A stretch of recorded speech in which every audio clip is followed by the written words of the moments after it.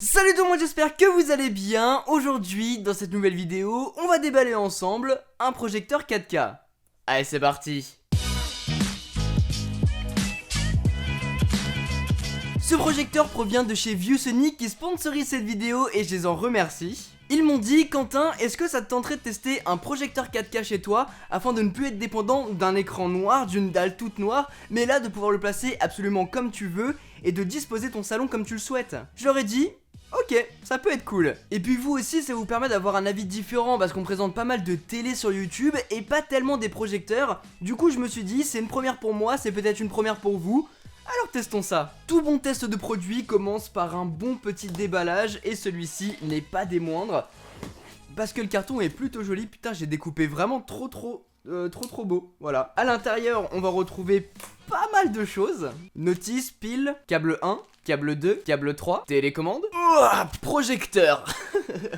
Il est quand même gros, hein. Et voilà la bébête. C'est vraiment cool de voir que toutes les industries se mettent à jour petit à petit pour proposer des produits haut de gamme et des produits de très bonne qualité sur un petit peu toutes les gammes.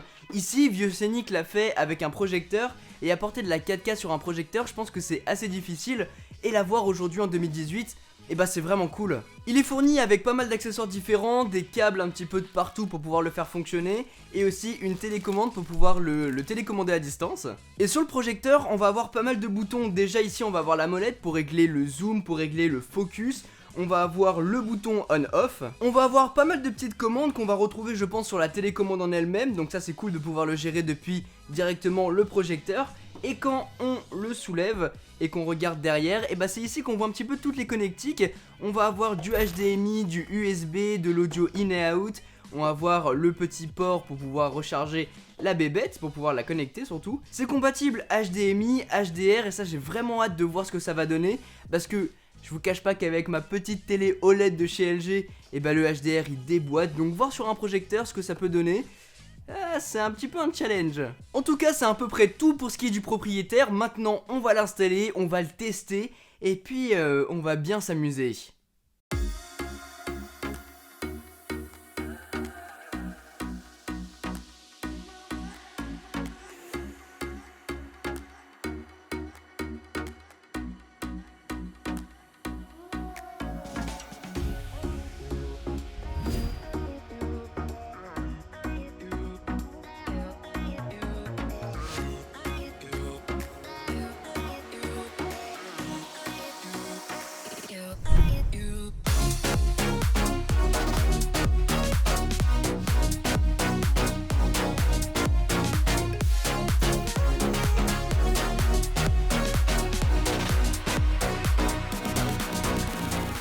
Une fois que tout est installé, la magie peut opérer. Comme je vous disais il y a quelques instants, toutes les touches qu'on va retrouver sur la machine, on va aussi les retrouver sur la télécommande. C'est d'ailleurs grâce à elle que vous allez pouvoir naviguer dans l'interface et changer de périphérique entre votre ordinateur sur la prise VGA, votre console de jeu sur la prise HDMI et votre Apple TV 4K sur l'autre port HDMI par exemple. Les menus eux sont hyper intuitifs, on sait où aller, donc j'ai pas eu de soucis de ce côté là. Pour régler le projecteur, cela se passe directement dessus pour faire la mise au point ou bien zoomer si on le souhaite. Esthétiquement parlant, bah c'est plutôt pas mal, on a du plastique partout si ce n'est un anneau en aluminium sur le devant au niveau de l'objectif. Et vu que c'est du plastique, et bah c'est assez léger mais très imposant. Après par rapport à ce qu'il embarque, c'est plutôt pas mal. Mais surtout, il est capable de proposer une image 4K Ultra HD pour moins de 1300-1200 €. Il y a même pas quelques années, ce genre de technologie était accessible pour 5000-7000, imaginez un peu. Alors, c'est pas vraiment de la pure 4K, ils ont une techno qui permet de créer des pixels qui n'existaient pas avant, mais ça fonctionne vraiment bien et c'est totalement imperceptible. Ce qui m'a vraiment bluffé dans un premier temps, c'est vraiment le piqué de l'image. À partir du moment où vous avez bien fait la mise au point, l'image est parfaite.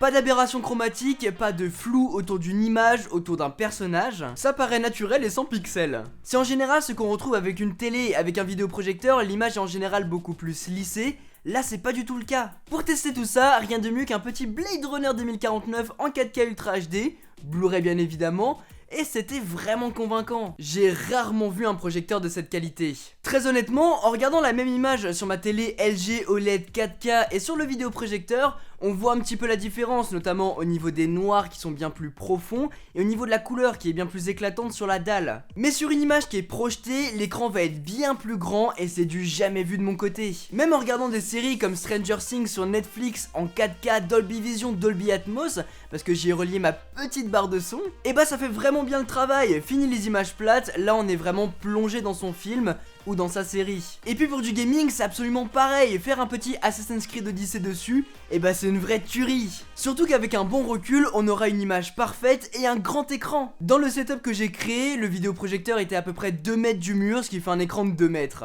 globalement. Par contre, ce qui est beaucoup plus chiant qu'un setup télé, c'est qu'il faut toute l'installation qui va avec. Il faut le monter au mur, il faut avoir la place derrière le canapé, il faut avoir un mur blanc ou bien un écran blanc fixé sur ce mur. Ça fait pas mal de choses à prendre en compte.